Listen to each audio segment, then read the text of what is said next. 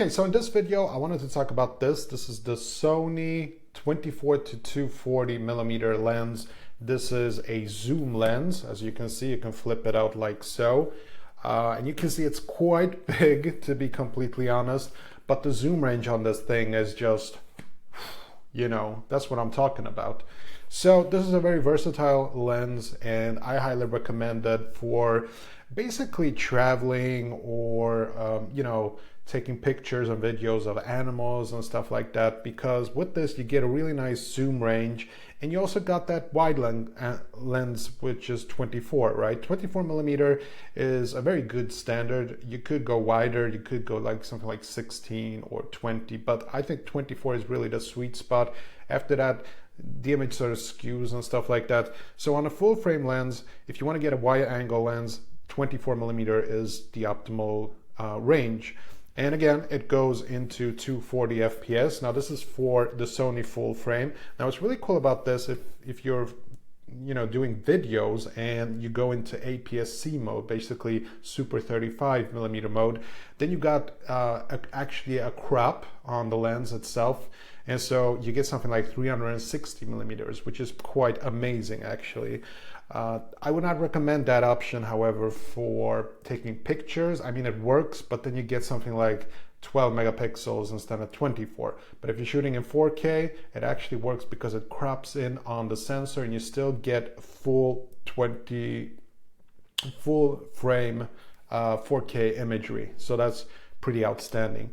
As far as image quality goes, what can you get from a zoom lens with this range, 24 to 240? Well, actually, I think it's pretty outstanding as well. I've been taking a lot of photos and videos with this thing. I've been taking night shots, night videos, night time lapses, and this lens performs actually surprisingly well. And one thing that was a bit of an added bonus that I did not actually anticipate when I got this lens is that it actually has image stabilization. Yes, the lens itself has image stabilization, which works great with Sony full frame cameras, because even though the Sony a7C does have image stabilization, it's not the best image stabilization on the market. So this, in combination with this lens having built-in optical image stabilization, you get some really nice and stable shots, especially if you're doing handheld videos and photos. So I really like that. As far as build quality goes, I think that the build quality of this lens is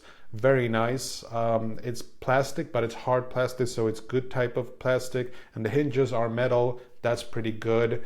The diameter thread here is 72 if you want to put on filters and stuff like that, but you can at least do it. And you also get a lens hood if you want to block out sun flares and stuff like that. It's kind of heavy, which means that if you're using something like the Sony a7C, which is a smaller type of camera, the weight is actually more like in this point right here, which is actually quite nice, because sometimes when you're holding a lens and a camera at the same time, you don't really know how to, where the drop dead weight is. And so with this camera and with this lens, you sort of feel like you can just hold the lens and keep it steady, if that makes any sense. Probably not, but you'll know what I'm talking about when you get it. I also think that the price is pretty affordable, and very few people, YouTubers, camera enthusiasts, and photographers talk about this lens, probably because it's only f3.5 to f6.3, which is not the fastest lens in the world.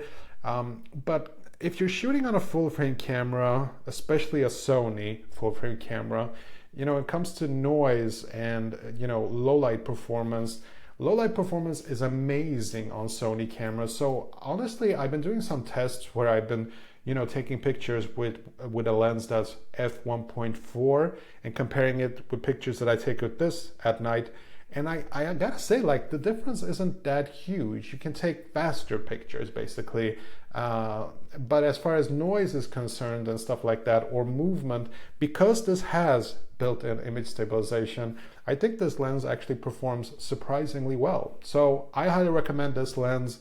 This is one of the most underrated lenses on the market, and it's one of my favorite lenses to use.